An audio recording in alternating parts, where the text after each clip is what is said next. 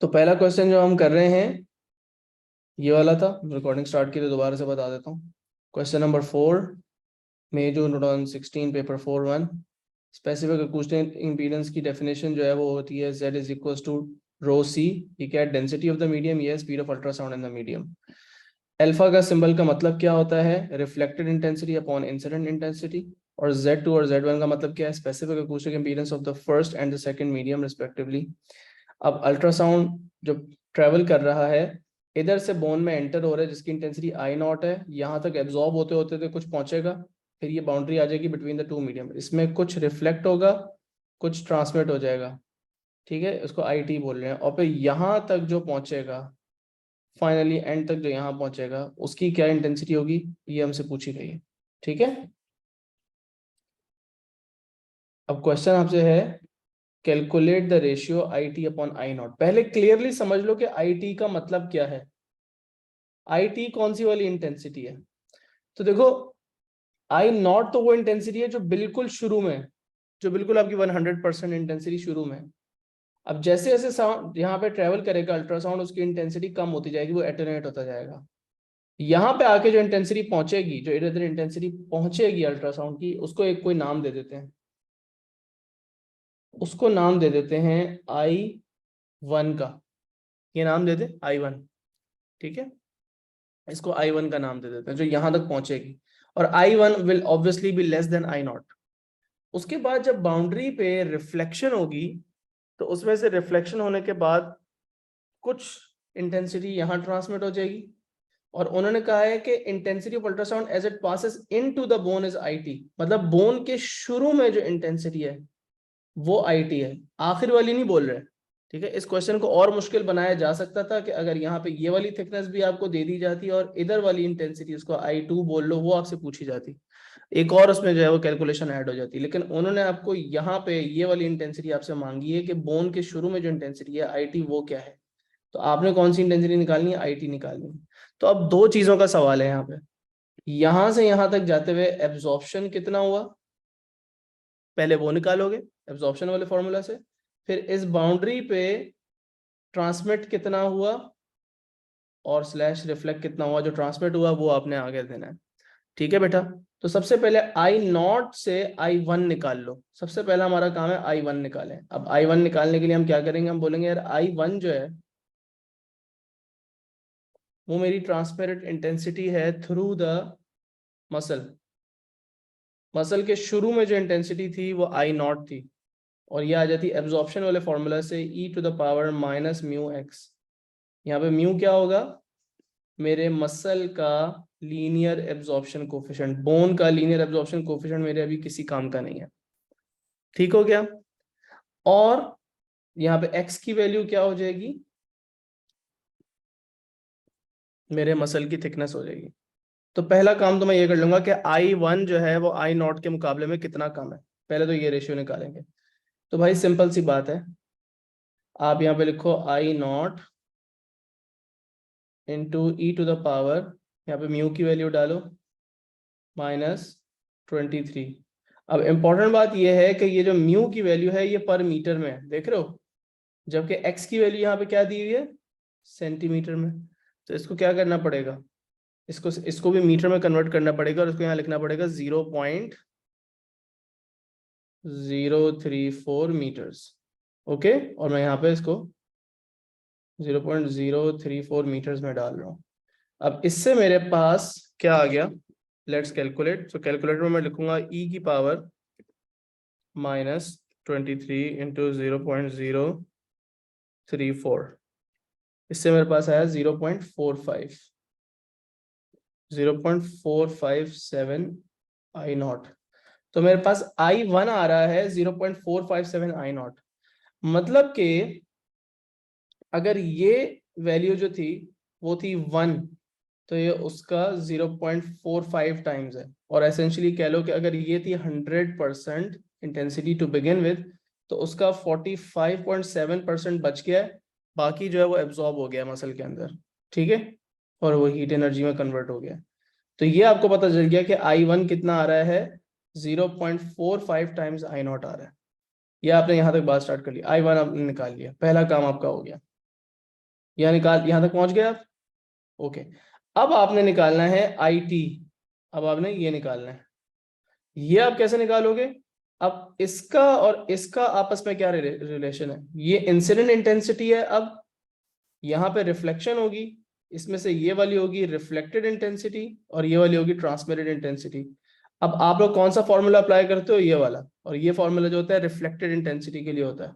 तो रिफ्लेक्शन वाला जो फॉर्मूला हुआ वो यूज करो। रिफ्लेक्शन वाला फॉर्मूला क्या है बेटा? आई आर अपॉन आई, जो इंसिडेंट इंटेंसिटी होती है हमारी, जो इंसिडेंट इंटेंसिटी है उसका नाम आई वन है। इंसिडेंट इंटेंसिटी का नाम है आई वन।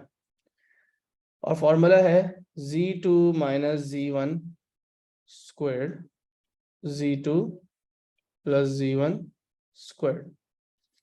अब यहाँ पे Z2 और Z1 जिसको मर्जी ले लो, इसको आप Z1 बोल दो, इसको Z2 बोल दो, एक ही बात है। उसको Z1 बोल दो, उसको Z2 बोल दो, फर्क नहीं पड़ता क्योंकि होल स्क्वायर लगा हुआ है। तो जिसको पहले लिखो जिसको बाद में लिखो, doesn't really matter that much. ठीक है। अब ये अभी हम कौन सी निकाल रहे हैं? फिलहाल रिफ्लेक्टेड वाली निकाल रहे हैं। रिफ्लेक्टेड वाली कौन सी है? जो यूं वापस जाएगी, क्योंकि फॉर्मूला जो है वो हमारे पास ट्रांसमिटेड वाली का डायरेक्ट नहीं है, हमारे पास रिफ्लेक्टेड वाले का डेटा है पहले।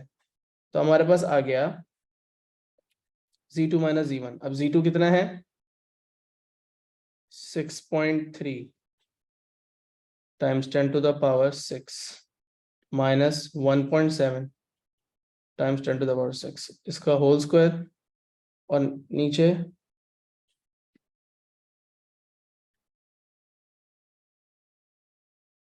प्लस के साथ होल स्क्वायर। इससे देखते हैं कि आई आर और आई वन का रेशियो क्या आ रहा है। So let's quickly put that together. जल्दी जल्दी से करें इसको। ब्रैकेट लगाना पड़ेगा।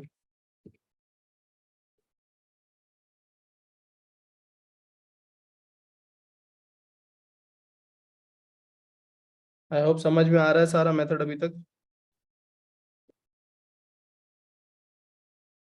और हमने ये कैलकुलेट कर लिया तो मेरे पास आ रहा है जी 0.33, राइट। तो आ रहा है 0.331 इंटू आई वन। ये आई वन, ये 0.33 आ रहा है। किस चीज का ratio? I R upon I one 0.331 आ रहा है।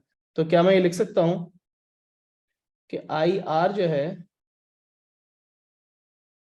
वो है आई वन इंटू 0.331 के बराबर। लेकिन इससे फिर आई टी क्या निकलता है? Anyone who can remind me, थोड़ा सा अब जरा जहन में रखो कि बेटा अगर ये वाली जो चीज है ये 0.331 है ऑफ दिस, तो ये क्या होगा फिर? इसका और इसका आपस में क्या रिलेशनशिप है? Well let's quickly revise that. हमने ये पढ़ा कि इन दोनों का आपस में रिलेशनशिप ये है, आई आर और आई टी टोटल मिला के इंसिडेंट इंटेंसिटी के बराबर होते हैं। तो आई वन जो था मेरा, जो मेरा यहाँ पे आई वन है, वो स्प्लिट हो जाएगा इसमें और इसमें। तो अगर ये 0.331 है तो वन में से माइनस करके जो बचेगा वो ये होगा, विच बेसिकली मीन्स कि आई टी कैसे आ जाएगा? यहाँ पे I one minus I R करके आता है। ये इंसिडेंट इंटेंसिटी है, उसमें से रिफ्लेक्टेड माइनस कर दी तो आई टी आ जाएगा। और याद रखो कि आई वन तो चलो इसके साथ तो कोफिशिएंट वन है, इसके साथ क्या कोफिशिएंट है? 0.331 आई आर का कोफिशिएंट है। मतलब मैं एक तरह से वन में से 0.331 माइनस कर रहा हूँ। तो वन माइनस 0.331 किया तो क्या आता है? 0.669। तो मेरे पास ये आंसर आया कि आई टी जो है, जो ट्रांसमिटेड इंटेंसिटी है, वो है 0.669 times I one. But this is not the answer. ये आंसर नहीं है, क्योंकि ये मैंने जो इंटेंसिटी लिखी है, राइट, आई टी की जो मैंने रेशियो निकालना है वो in terms of I not लिखना है, in terms of I one नहीं लिखना। अभी जो मैंने ये 0.669 रेशियो निकाला है वो आई टी अपॉन आई वन का रेशियो निकाला है। अब याद रखो कि आई वन का आई नॉट से रेशियो है मेरे पास। अब दो चीजें यहाँ पे इंपॉर्टेंट है, इनको समझना। I one in terms of I not है मेरे पास, और I T in terms of I1 है मेरे पास, इन दोनों को कंबाइन कर सकते हैं हम या नहीं कर सकते? So what I am saying is कि बेटा अगर IT जो है वो है 0.669 I1 और I1 इटसेल्फ जो है वो था 0.457 I0, तो अब हमें जो रेशियो देना है वो देना है IT अपॉन I0 का, मतलब मुझे इसका और इसका रेशियो देना है। तो क्या मैं इसकी जगह पे कैन आई सब्स्टिट्यूट दिस, क्या मैं इसके यहाँ सब्स्टिट्यूट कर सकता हूँ? और क्या मैं लिख सकता हूँ कि IT जो है ट्रांसमिटेड इंटेंसिटी फाइनली वो 0.669 तो आएगा ही, लेकिन ब्रैकेट में क्या आ जाएगा 0.457 I0 आ जाएगा। मतलब वो जो मेरी वर्किंग थी पहली वाली जो वर्किंग थी, जो मैंने एब्जॉर्प्शन निकाली वो, और जो मेरी दूसरी वाली वर्किंग थी जो मैंने रिफ्लेक्शन के बाद जो ट्रांसमिशन हुई वो निकाली, उन दोनों को मल्टीप्लाई कर दिया एक तरह से। So what am I getting now? ये आ रहा है 0.306 इंटू I0। तो IT अपॉन I0 कितना हो गया? यही ना, 0.306। ये मेरा आंसर है। 0.306 से 2 सिग्निफिकेंट फिगर में राउंड ऑफ करके 0.31 आप अपना आंसर दे दो। ठीक है, तो अब ये पूरा लंबा क्वेश्चन था 5 मार्क का। I would want you to revise the whole thing from start to finish. मैं खामोश हो जाता हूँ और आपको सिर्फ 2 मिनट के लिए वर्किंग दिखाऊंगा ताकि आप पूरा एब्जॉर्ब कर लो, देख लो, समझ लो कि हमने किया क्या है शुरू से लेकर एंड तक। ऑलराइट, सो ये क्वेश्चन था आपका, पहले क्वेश्चन पढ़ लो एक दफा।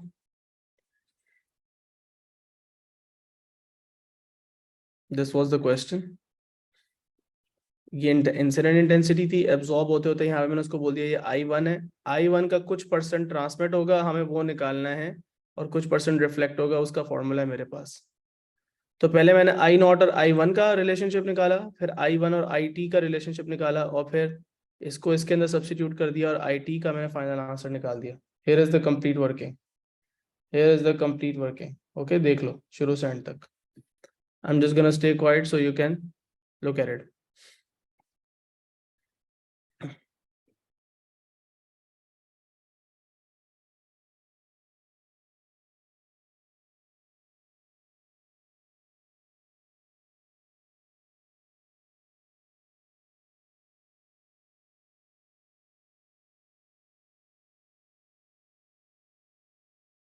ओके, क्या सबको समझ में आ गया? कोई कंफ्यूजन तो नहीं रह गई? अगले क्वेश्चन पे जा सकते हैं। Maybe take 1 more minute and look at it and then we'll move to the next part.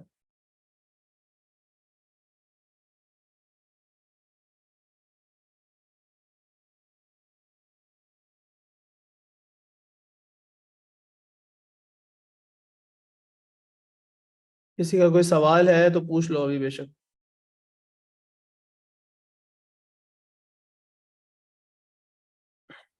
Are we good? मुस्कान बेटा क्लियर हो गया question? Aman, Chayan, all clear? All right, good. Question 2 पे जाएंगे।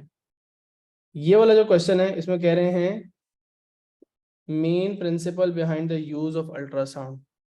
अब ये एक तरह से हम आंसर कर चुके हैं, अल्ट्रासाउंड यूज कैसे होता है, क्योंकि जब हम लास्ट क्लास में एक्सप्लेनेशंस दे रहे थे कि अल्ट्रासाउंड के बारे में जो थ्योरेटिकल क्वेश्चंस आते हैं उसमें हमने बिल्कुल एंड पे यही चीज डिस्कस की थी, use of ultrasound to detect diagnostic information. कितने मार्क का क्वेश्चन है? 6 मार्क का क्वेश्चन है। 6 मार्क का क्वेश्चन है, और मैंने यहाँ पे कितने पॉइंट्स लिखे हुए हैं? 1 2 3 4 5 6 7 पॉइंट्स लिखे हुए हैं। इन 7 में से कोई भी आप 6 पॉइंट्स लिख दो, आपका कंप्लीट हो गया। शॉर्ट पल्सेस, सबसे इंपॉर्टेंट 6 पॉइंट्स हैं वो ये नीचे लिखे हुए हैं आपके, नीचे वाले 6 लाइनें। Short pulses are transmitted into the body, ultrasound के पल्सेस भेजते हैं through a piezoelectric transducer into your body. Ultrasound pulses are reflected and transmitted at different bodies, different boundaries in the medium। ठीक है, जैसे मसल फैट बाउंड्री पर reflection होगी, muscle के अंदर ट्रेवल करते हुए वो एब्जॉर्ब होगी, एक्सेट्रा एक्सेट्रा। जो रिफ्लेक्टेड पल्सेस हैं वो वही ट्रांसड्यूसर, जो पीजोइलेक्ट्रिक ट्रांसड्यूसर है, उनको वो डिटेक्ट करेगा और उसे वोल्टेज में कन्वर्ट करेगा। वोल्टेज जो है वो आप कंप्यूटर को भेजोगे, जिसे वो एम्पलीफाई प्रोसेस करेगा और उससे इमेज बनाएगा। दो तरह का डेटा कंप्यूटर यूज करेगा, पल्सेस के बीच में जो टाइम डिले है, रिफ्लेक्टेड पल्सेस और ट्रांसमिटेड पल्स का जो टाइम डिले है उससे बाउंड्री की डेप्थ का पता लगेगा, और जो इंटेंसिटी है रिफ्लेक्टेड पल्स की उससे बाउंड्री की नेचर का पता चलेगा। ठीक है। एक एडिशनल पॉइंट यहाँ पे हम डिस्कस ये कर सकते हैं कि जेल जो है, जो कपलिंग मीडियम है, वो स्किन पे क्यों लगाया जाता है। क्योंकि जो एयर और आपकी स्किन है उसका जो Z1 और Z2 वैल्यू है वो बहुत डिफरेंट होगी, तो अल्ट्रासाउंड सारा आपकी स्किन पे रिफ्लेक्ट ही हो जाएगा, आपकी बॉडी के अंदर जाएगा ही नहीं। So we don't want that to happen. That is why we apply a gel on the skin so that ultrasound gel के थ्रू होते हुए आपकी स्किन में ट्रेवल करे, क्योंकि जेल और स्किन का जो इम्पीडेंस रेशियो है वो बराबर है। सही है। अकूस्टिक इम्पीडेंस जेल की और आपकी स्किन की जो है वो मिलती जुलती है, तो इसलिए अल्ट्रासाउंड आपकी बॉडी में ट्रांसमिट हो जाएगा। ऑलराइट, ये है बेसिकली पूरे क्वेश्चन का आंसर। वर्ड टू वर्ड आप इसको एज इट इज यहाँ पे लिख सकते हो, may be just right in paragraph form rather then in bullets, but इतना फर्क नहीं पड़ता। अब ये क्वेश्चन देखो, हम कौन सा क्वेश्चन है, कौन सा ईयर कर रहे हैं हम, 2017 कर रहे हैं, और क्वेश्चन नंबर है उसका ये 4, और हम पार्ट बी कर रहे हैं हम। ओके, अब ये क्वेश्चन मुझे सिर्फ और सिर्फ एब्जॉर्प्शन के बारे में लग रहा है, तो this is relatively easier. Read the question first, then we will discuss the answer. पहले आप क्वेश्चन रीड कर लो खुद, पहले खामोशी से।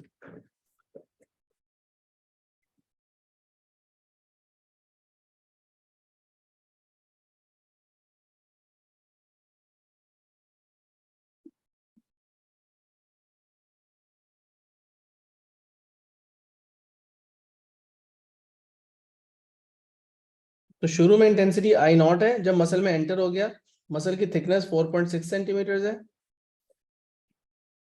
और intensity just before leaving the muscle जो है वो आई टी है। सो यहां से लेके यहां तक जो एब्जॉर्प्शन हुई, उसके बाद जो बच जाएगी इंटेंसिटी वो आई टी है, और कह रहे हैं कि आई नॉट अपॉन आई टी का रेशियो 2.9 है। तो कह रहे हैं कि आप लीनियर एब्जॉर्प्शन कोफिशिएंट जो है वो मसल का कैलकुलेट कर दें, म्यू निकाल दें। फॉर्मूला क्या है बेटा, फॉर्मूला आपने पढ़ा है, और पर सेंटीमीटर में निकालना है, दैट्स फाइन। तो आपको फॉर्मूला पता है कि आई टी जो ट्रांसमिटेड इंटेंसिटी है, और जो इंसिडेंट इंटेंसिटी है, और ये है आपका म्यू जो आपने फाइंड आउट करना है, और thickness of the medium. You have everything except mu, so you can find it out. I T upon I not को पहले लेफ्ट साइड पे ले आओ, बिकॉज उसका आपको कंबाइंड रेशियो की वैल्यू दी हुई है, ई की पावर माइनस म्यू एक्स। अब इसमें सब्सटीट्यूट करो, I T upon I naught इन्होंने कितना दिया आपको, 2.9। No no no no no, sorry sorry sorry, इन्होंने दिया आपको, गलत हो गया, इन्होंने I naught upon I T दिया आपको, बट फॉर्मूला में तो I T upon I naught आपको डालना है, इजंट इट। तो थोड़ा सा केयरफुल, थोड़ा सा केयरफुल, गलती हो जाती है भी आराम से। यहाँ लेफ्ट साइड पे मैं 2.9 ही लिखूंगा बेटा, आई नॉट अपॉन आई टी 2.9 है, तो I T upon I not क्या हुआ, उसका रेसिप्रोकल 1/2.9। तो क्या मैं लेफ्ट साइड पे लिख सकता हूँ 1/2.9, यहाँ पे हो जाएगा ई की पावर माइनस म्यू अननोन, और एक्स की वैल्यू क्या हो जाएगी, एक्स की वैल्यू है मसल की थिकनेस 4.6। अब 1/2.9 क्या होता है, उसको जरा सिंप्लीफाई कर लो, 0.3448, ई की पावर माइनस 4.6 म्यू।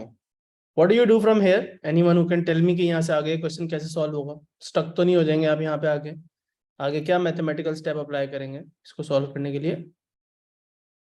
मुस्कान तुम बता सकते हो क्या करना है। दोनों साइड पे हम नेचुरल लॉग लगाते हैं, ठीक है।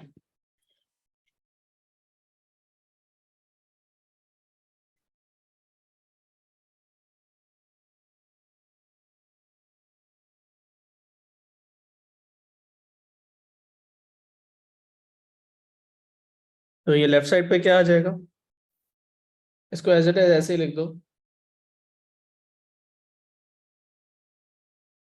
यहाँ पे एल एन ई जो है वो 1 हो जाएगा, और ये सिंपली माइनस 4.6 म्यू के बराबर आएगा। म्यू आपका हो जाएगा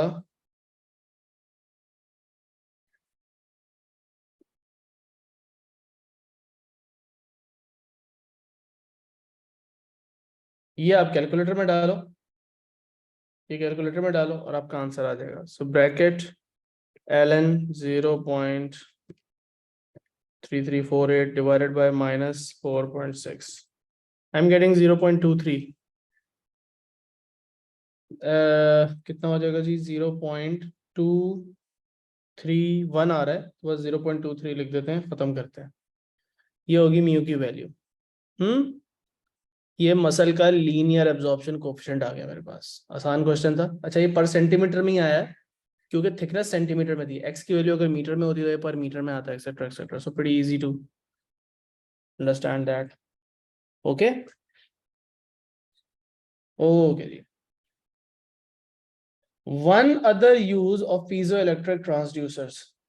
Technically this question is now out of syllabus क्योंकि piezoelectric transducer का एक अलग से हम जो टॉपिक पढ़ते थे अपना वो वाला, एक टॉपिक होता था इलेक्ट्रॉनिक्स का। जी जी सही बोल रहे हो, इलेक्ट्रॉनिक्स का एक टॉपिक होता था और उसके अंदर हम जो है वो ट्रांसड्यूसर्स के बारे में पढ़ते थे। तो उसमें पीजो इलेक्ट्रिक ट्रांसड्यूसर जो है वो भी एक चीज़ थी, ठीक है।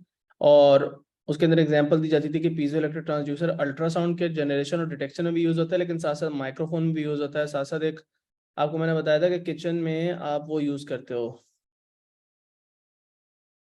एक लाइटर होता है स्पार्क प्रोड्यूस करने वाला है, उसके अंदर आप बटन प्रेस करते हो तो उससे स्पार्क प्रोड्यूस होता है स्टोव को जलाने के लिए, गैस स्टोव को जलाने के लिए। वो आपका वो भी पीजो इलेक्ट्रिक ट्रांसड्यूसर ही होता है, लाइटर होता है बेसिकली आपका। उसमें कोई लाइटर फ्लूइड वगैरह डालने की जरूरत नहीं होती। वो होता है माइक्रोफोन में यूज होता है, बिकॉज अल्ट्रासाउंड में क्या हो रहा है, साउंड वेव्स डिटेक्ट कैसे, माइक्रोफोन का काम क्या होता है, साउंड को डिटेक्ट करना। तो यहाँ पे भी अल्ट्रासाउंड कैसे डिटेक्ट हो रहा है, वो अल्ट्रासाउंड को लेता है, ट्रांसड्यूसर वाइब्रेट करता है, वाइब्रेशन वोल्टेज में कन्वर्ट होती हैं। तो जब अल्ट्रासाउंड डिटेक्ट हो सकता है तो नॉर्मल जो साउंड है वो भी डिटेक्ट हो सकता है। तो माइक्रोफोन में यूज होता है। और भी इसके 2-3 यूजेस थे, मेरे जहन से निकल गए, but technically you are not studying that chapter anymore, so you don't need to know other uses of क्या कहते हैं पीजोइलेक्ट्रिक ट्रांसड्यूसर। लेकिन चलो अगर एक याद करना भी है तो माइक्रोफोन याद कर लो, ठीक है। Main principle behind the use of ultrasound is that a repeat question, yes it is exact. अभी जो हम क्वेश्चन पीछे पढ़ के आए हैं वही है, so we don't need to answer this. What is meant by specific acoustic impedance? Again we have answered this कि ये होता है फॉर्मूला। अब ये लिखो फिर बताओ।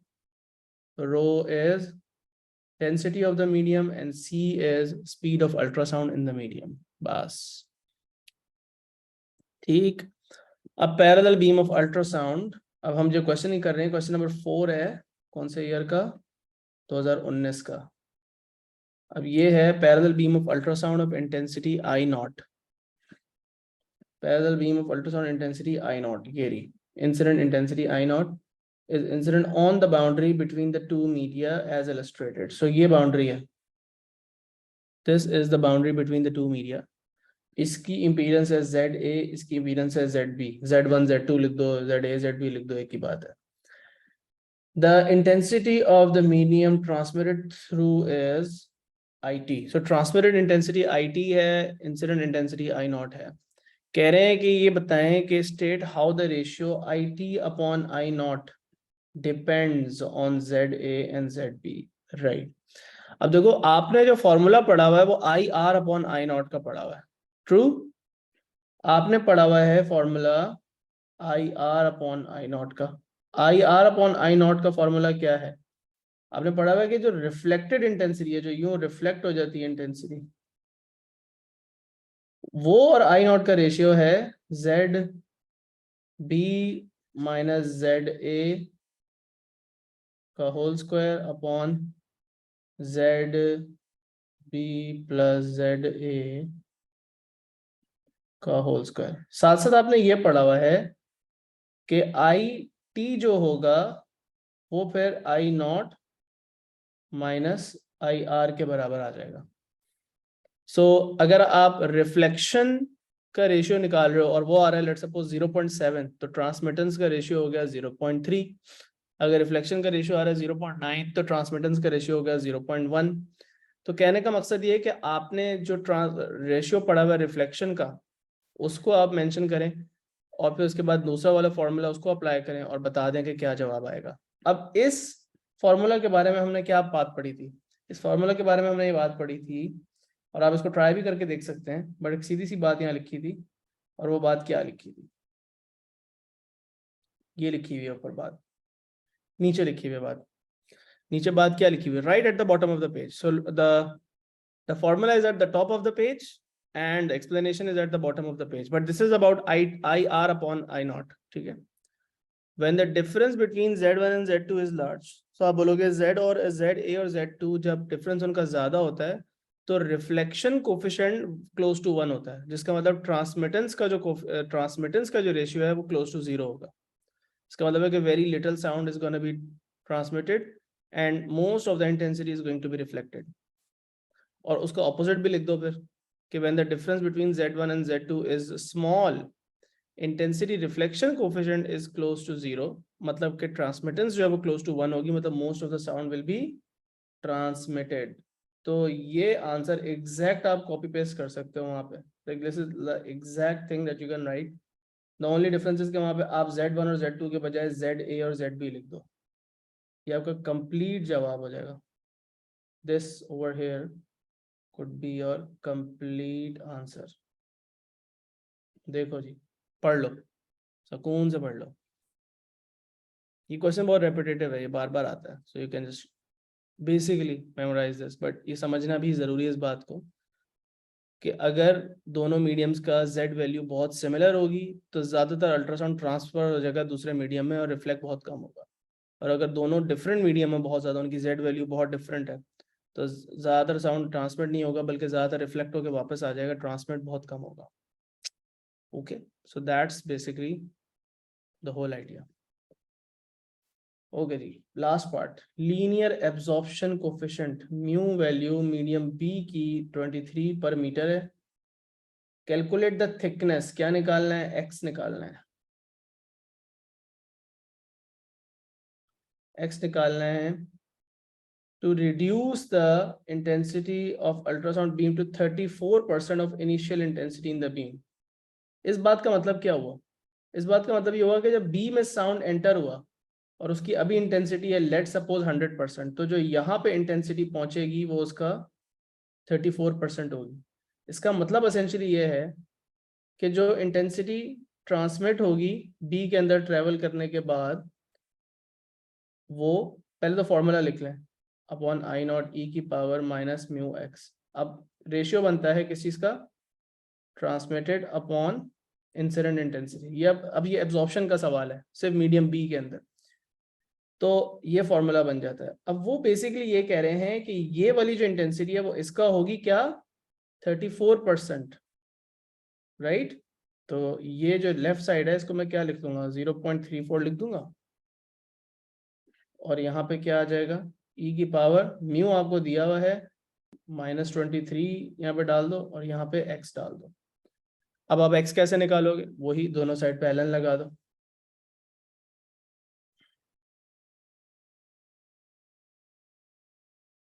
ln ई जो है वो 1 हो जाएगा, लेफ्ट साइड पे आ जाएगा -23x.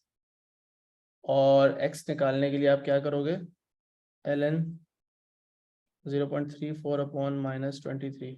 आपकी x की वैल्यू डायरेक्ट मीटर्स में आएगी. मीटर्स में क्यों आएगी वैल्यू, क्योंकि आपका लीनियर एब्जॉर्प्शन कोफिशिएंट भी पर मीटर में है. तो ये आपका आने वाला है answer, ln 0.34 divided by -23. Answer आ रहा है 0.0469, तो 0.047 मीटर्स, और इन अदर वर्ड्स 4.7 सेंटीमीटर्स. ठीक हो गया? Any questions?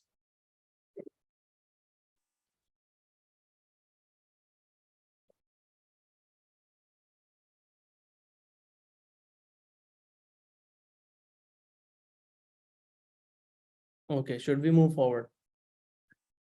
एक क्वेश्चन और कर लेंगे आज हम, और अगर कुछ चीज़ें रिपीट हो रही हैं तो हम फिर बार बार उनको नहीं करेंगे. जैसे कि why ultrasound from the transducer is pulse. Pulses में क्यों अल्ट्रासाउंड यूज हो रहा है, शॉर्ट पल्सेस में क्यों भेजा जा रहा है? पल्सेस में इसलिए भेजा जा रहा है ताकि ये जो पल्स है और इसकी जो रिफ्लेक्शन है उसको आप क्लियरली डिस्टिंग्विश कर सको. अगर आप कंटिन्यूसली अल्ट्रासाउंड भेजोगे कंटिन्यूसली अल्ट्रासाउंड भेजोगे, शार्प पल्सेस में नहीं होगा, शॉर्ट पल्सेस में नहीं होगा, तो जो रिफ्लेक्टेड अल्ट्रासाउंड है और जो आपने भेजा था अल्ट्रासाउंड, उसको डिस्टिंग्विश करना बहुत डिफिकल्ट होगा। सो बेसिकली आपने ये बताना है, so that transmitted and reflected intensities can be distinguished or separated easily। ठीक है बेटा, ये भी एक आसान सा जो है और रेपिटेटिव सा सवाल है, काफी रिपीट होता है। What is meant by specific acoustic impedance, her bar he her question में रिपीट हो रहा है। अब वो कह रहे हैं सिग्निफिकेंस ऑफ Z1 Z2 और IT अपॉन I नॉट के रेशियो का मतलब बता दें। अभी जो हमने लिटरली जो क्वेश्चन पीछे आंसर किया है, this is exactly the same thing कि IT अपॉन I नॉट का जो रेशियो है, ट्रांसमिटेंस का जो रेशियो है, वो ZA और ZB पे कैसे डिपेंड करता है। वहां पे उन्होंने Z1 और Z2 लिख दिया है, लेकिन याद रखो आपने जो फॉर्मूला पढ़ा हुआ है वो ZIR अपॉन I नॉट का पढ़ा हुआ है, तो आप इसको पहले कोट करो, फॉर्मूला को साइड पे लिखो, फिर पूरी बात एक्सप्लेन कर दो। सो रिपीट सवाल है, रिपीट सवाल है, सवाल रिपीट और नया पूछ ही नहीं रहे कुछ उसमें, as it is repeat question है। Principles behind the generation of ultrasound, ultrasound generate कैसे होता है, पीजो इलेक्ट्रिक ट्रांसड्यूसर से जनरेट होता है, उसका नाम लेना जरूरी है। कैसे जनरेट होता है अल्ट्रासाउंड, ये लिखा हुआ है प्रोडक्शन ऑफ अल्ट्रासाउंड, ये 4 पॉइंट्स मैंने आपको बता दिए। कितने मार्क का क्वेश्चन है, 5 मार्क का क्वेश्चन है। आप बस इसको एज इट इज लिखो, आपको पूरे मार्क्स इजीली मिलने चाहिए। So where is the production of ultrasound, alternating voltage is applied across the silver electrodes of a piezoelectric transducer। Obviously we need to mention the piezoelectric transducer, right? मैंने piezoelectric transducer का word यहाँ पे use नहीं किया, उसका लफ्ज इस्तेमाल करने के लिए जो है वो 1 मार्क तो उसी बात का है। Okay, of the piezoelectric transducer, ठीक है।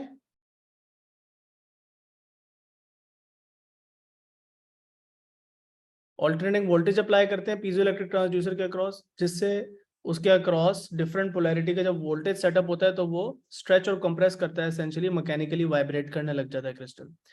जो क्रिस्टल वाइब्रेट करता है उसकी फ्रीक्वेंसी हमारे नेचुरल फ्रीक्वेंसी ऑफ वाइब्रेशन से मैच करती है, जिसका मतलब रेजोनेंस हो जाती है और मैक्सिमम एम्पलीट्यूड से वो वाइब्रेट करने लग जाता है। जिस फ्रीक्वेंसी से वो वाइब्रेट कर रहा है वो फ्रीक्वेंसी अल्ट्रासाउंड रेंज में है, मतलब कि 20,000 हर्ट्ज या 20 किलो हर्ट्ज से ज़्यादा फ्रीक्वेंसी की वाइब्रेशंस हैं जो कि अल्ट्रासाउंड की रेंज में होती हैं, इसलिए अल्ट्रासाउंड प्रोड्यूस होने लग जाता है एक वाइब्रेटिंग सोर्स से। So these are the points simply that you can write. ठीक है, इसके अंदर ये जो तीसरा पॉइंट लिखा हुआ है, this basically can be considered as 2 separate points, क्योंकि रेजोनेंस की बात जो है वो यहाँ पे अलग से मेंशन हुई है कि वो रेजोनेंस का जो पॉइंट है उसका एक अलग से आपको मार्क मिल सकता है, या यहाँ पे ट्रांसड्यूसर का जो वर्ड है उसका एक लिटरली 1 मार्क तो उसका वर्ड मेंशन करने के लिए ही है। ठीक है, so this is the complete explanation. Detection of ultrasound का भी कंप्लीट एक्सप्लेनेशन नीचे लिखा हुआ है, हमने वर्ड टू वर्ड ये आंसर्स पहले ही नोट्स में लिख लिए। Ultrasound frequencies as high as 10 megahertz are used in diagnostic state। One advantage of high frequency ultrasound rather than low frequency ultrasound। High frequency और लो फ्रीक्वेंसी अल्ट्रासाउंड का फर्क क्या है, सिंपल सा लफ्ज है, हाई फ्रीक्वेंसी से जो इमेज बनती है वो ज़्यादा अच्छी हाई क्वालिटी की बनती है और उसके अंदर जो कंट्रास्ट है वो ज़्यादा अच्छा आता है। लो फ्रीक्वेंसी के अंदर जो है वो कंट्रास्ट इतना अच्छा नहीं आता, सिंपल सा ये फ़र्क है कि हाई फ्रीक्वेंसी से जो है वो, और अल्ट्रासाउंड का एज सच आपकी बॉडी को कोई नुकसान नहीं होता, तो वो तो आप छोड़ दें, उसका तो कोई मसला ही नहीं है। जब हम एक्सरेज की बात करते हैं, और अगर ये भी पूछ लें आपसे कि अल्ट्रासाउंड का एक्सरे के ऊपर क्या एडवांटेज है, आप बताओगे कि ह्यूमन बॉडी की कोई अल्ट्रासाउंड की डोज से कोई नुकसान नहीं होता, वो भी क्वेश्चन एक रेपिटेटिव है, बट ये भी एक बहुत रेपिटेटिव क्वेश्चन ही है, ये एक दफ़ा नहीं पहले भी बहुत दफ़ा आ चुका है कि हाई फ्रीक्वेंसी अल्ट्रासाउंड और लो फ्रीक्वेंसी अल्ट्रासाउंड का क्या एक दूसरे के ऊपर एडवांटेज है। सो हाई फ्रीक्वेंसी से इमेज की क्वालिटी है वो बेहतर हो जाती है।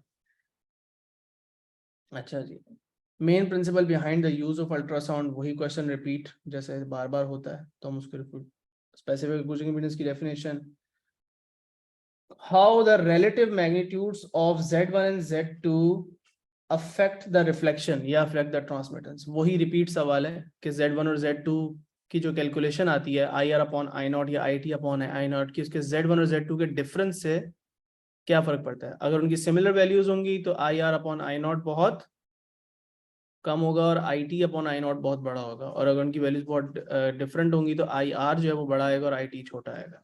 वही बात आपने यहाँ पे रिपीट कर देंगे।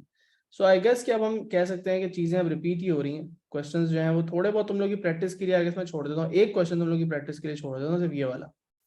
ये क्वेश्चन आप प्रैक्टिस कर सकते हो। क्वेश्चन नंबर 5 है, कौन से ईयर का, 2019 का। ठीक है, अब आप इसको अगर देखो तो इसमें स्पेसिफिक अकूस्टिक इम्पीडेंस ही पूछी हुई, उसको तो छोड़ दो। ठीक है, कह रहे हैं स्पेसिफिक अकूस्टिक इम्पीडेंस निकाल दो। अब अभी तक सिर्फ आप डेंसिटी स्पेसिफिक अकूस्टिक इम्पीडेंस का फॉर्मूला मेंशन करते जा रहे थे हर जगह, अब आप उसको यूज भी कर लें और स्पेसिफिक अकूस्टिक इम्पीडेंस निकालना सीख लें बोन की। तो भाई जी का फॉर्मूला क्या है, डेंसिटी इंटू स्पीड। डेंसिटी दी हुई है ये रही, और स्पीड जो है वो दी हुई है ये रही। एक प्रॉब्लम है छोटा सा, आई थिंक कि ये जो यूनिट है ये यहाँ काम नहीं करेगा। ये जो यूनिट है ये 1.8 ग्राम पर सीएम क्यूब है, और इसको आपको कन्वर्ट करना पड़ेगा केजी पर मीटर क्यूब में। अगर इसको आसान लफ्जों में याद रख लो तो बस 1000 से एक तरह से मल्टीप्लाई करना है आपने। पूरी बहुत ओवर कॉम्प्लिकेटेड बात तो नहीं है। ग्राम को केजी में कन्वर्ट करने के लिए 1000 से डिवाइड करोगे, लेकिन पर सीएम क्यूब को पर मीटर क्यूब में कन्वर्ट करने के लिए जो है वो आपको मल्टीप्लाई करना पड़ेगा मिलियन से। तो घूम घुमा के 1000 से डिवाइड और मिलियन से मल्टीप्लाई करके इवेंचुअली 1000 से मल्टीप्लाई करना ही पड़ेगा, तो आपका 1800 आ जाएगा यहाँ पे। तो ये तो हो जाएगा आपका 1800 डेंसिटी केजी पर मीटर क्यूब में। ठीक है, क्योंकि ऐसा यूनिट्स में आंसर देना है तो ग्राम पर सीएम क्यूब नहीं चलेगा। और स्पीड जो है वो ऑलरेडी ऐसा यूनिट में 4.3 टाइम्स 10 टू द पावर 3, और इसको मल्टीप्लाई करके आपकी इम्पीडेंस की वैल्यू आ जाएगी। ठीक है, ये कर लोगे, इम्पीडेंस की वैल्यू आ गई। अब ये ZA और ZB की वैल्यूज आपके पास हैं, ये Z वैल्यू इसकी भी है इसकी भी है, और वही क्वेश्चन आपका कि रिफ्लेक्शन यहाँ पे होगी, यहाँ पे एब्जॉर्प्शन होगी, यहाँ पे फर्दर एब्जॉर्प्शन होगी, यहाँ पे क्या इंटेंसिटी मिलेगी आपको। उसके अंदर आपको Z1 और Z2 की वैल्यूज भी दी हुई है, और दोनों की म्यू की वैल्यूज भी दी हुई है, लीनियर एब्जॉर्प्शन कोएफिशिएंट की वैल्यूज भी दी हुई है, और ये उससे रिलेटेड सारे आपके रेशियो वाले क्वेश्चंस हैं। ठीक है, सो एक क्वेश्चन एटलीस्ट खुद ट्राई करो। ठीक है, ये वाला, और ये थोड़ा सा वैसे वाक्यों से लंबा है, बट ना समझ में आए तो मुझे डेफिनेटली भेज देना, मैं आपको एक्सप्लेन कर दूंगा जो भी मुझे मैसेज करेगा या कुछ भी। अगली क्लास में हम CT स्कैन करेंगे हमारा चैप्टर, और पूरा 100% सिलेबस में कोई भी चीज़ नहीं रह जाएगी, पूरा कंप्लीट हो जाएगा। ठीक है, CT scan is a very simple easy topic, तो उसको हम अगली क्लास में करके ख़त्म कर देंगे, मोस्ट प्रोबेबली टुमारो। ठीक है, इंशाल्लाह कोशिश यही होगी। फिर उसके बाद जो क्लासेस करेंगे उसमें रिवीजन वगैरह थोड़ी बहुत कुछ स्पेसिफिक टॉपिक्स ही कर लेंगे, और may be if you prefer तो हम जो प्रेफर तो जो बाकी ईयरलीज बचे हैं वो भी कर सकते हैं। ठीक है, चलें, अल्लाह हाफिज़।